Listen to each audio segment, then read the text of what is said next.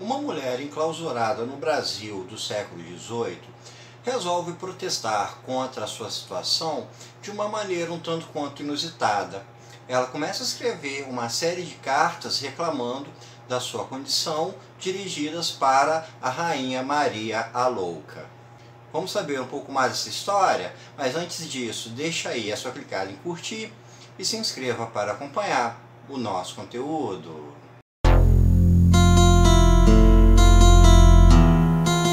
Antes de começar esse vídeo, eu quero apresentar para vocês o meu livro Colchão de Cacos de Vidro, que é um lançamento da editora Penalux. Eu vou deixar aqui no card o link com o vídeo explicando mais sobre esse livro e aqui na descrição o link para a compra. Carta à Rainha Louca é um livro brasileiro escrito pela autora Maria Valéria Rezende e foi publicado no ano de 2019.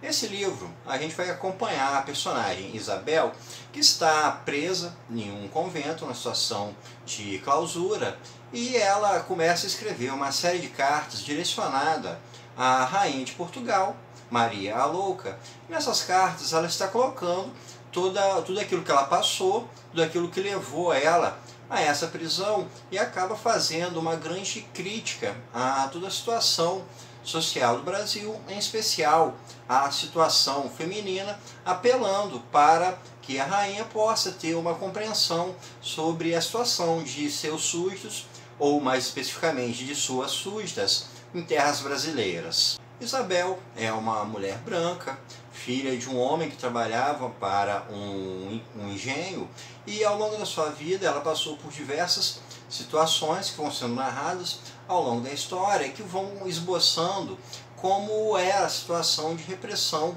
em cima da mulher no Brasil colonial. A situação mais específica que a autora nos traz é com relação a uma figura que na historiografia e no que a gente conhece sobre a história do Brasil não é tão destacado assim, que seria a figura da sobrante. A sobrante é uma mulher que ela estaria numa situação de desencaixe social um pouco peculiar. Ela é uma mulher branca e ela é solteira. Por ser solteira, então ela não se encaixa no perfil de dona de casa, no perfil de esposa que seria socialmente aceito. Por ser mulher, não podia trabalhar, então não tinha uma forma de ter a sua renda independente. E por ser branca, também não se tornaria escrava, não teria também esse destino trágico que cabia às mulheres negras. Então, a sobrante é uma figura que seria completamente descolada da sociedade, não se encaixaria em nenhum padrão existente na sociedade daquela época. A história desse livro foi baseada em estudos históricos feitos pela Rezende referentes à história do Brasil, e ela achou justamente documentos que contavam histórias sobre esse perfil dessas mulheres, em especial uma mulher que tinha uma fazenda onde ela recebia, onde ela acolhia mulheres que fossem sobrantes para que elas tivessem um local onde sobreviver. E essa mulher acabou passando por todo um problema jurídico justamente por ter feito esse acolhimento. E é sobre essa situação que a autora nos traz com esse livro. Por se tratar de um romance histórico, a autora precisou justamente trabalhar toda uma série de pesquisas, tanto de questões geográficas, questões de hábitos do dia a dia, como alimentação, questões com relação a remédios, a tratamentos médicos, a vestimentas, ou seja, todo um trabalho de reconstrução de comportamento, de cultura e de situação política daquela época. O estilo literário também é bastante marcado por essa característica. Ela faz uma mescla bastante interessante de um discurso do século XVIII traduzido para o entendimento do século XXI. Então a gente vai ter os relatos através das cartas escritas pela Isabel, com uma linguagem que a gente percebe notoriamente que remete a um Brasil colonial, alguma influência até de uma literatura barroca. Então a gente tem uma narrativa que é feita em cima de vários pronomes de tratamento da época, como ela está se dirigindo especificamente à rainha, ela tem todo um trato na hora de se dirigir a ela, de explicar a situação que ela passa, ela clama pela consciência da rainha para que compreenda a situação feminina no Brasil.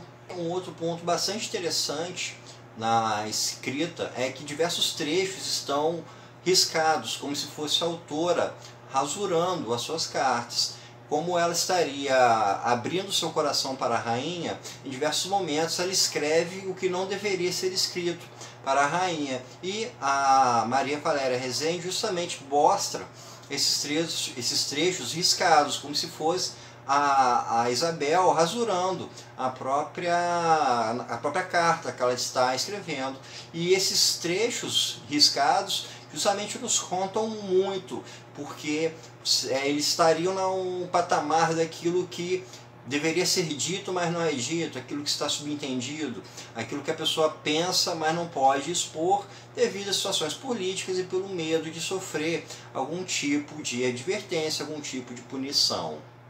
Apesar de ser um livro que tem um certo foco numa personagem branca do século XVIII, a abordagem social que ela faz é bem mais ampla do que isso.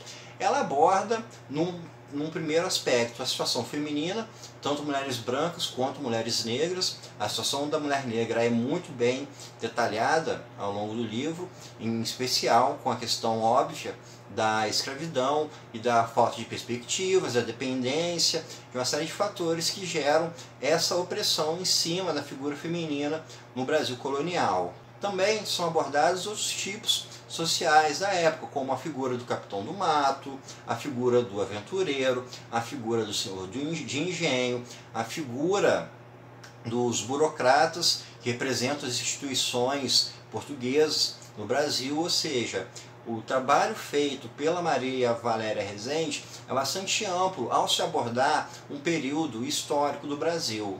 E, ao abordar esse período histórico, ela acaba fazendo uma ponte bastante perceptível do Brasil de antigamente com o Brasil atual.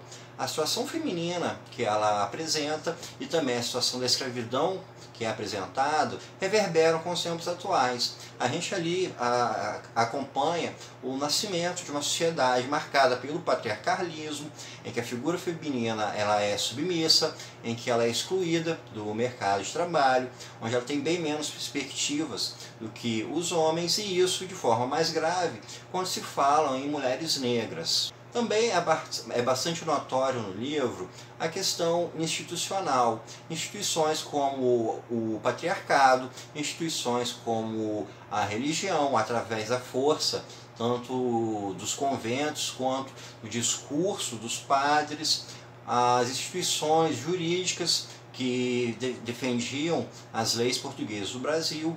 Então, a gente acompanha também toda uma formação social do Brasil por uma ótica de instituições que foram implementadas ao longo do processo de colonização do nosso país e que até os dias de hoje ainda deixam suas marcas com bastante notoriedade na nossa sociedade. Então, pessoal, isso é tudo por hoje.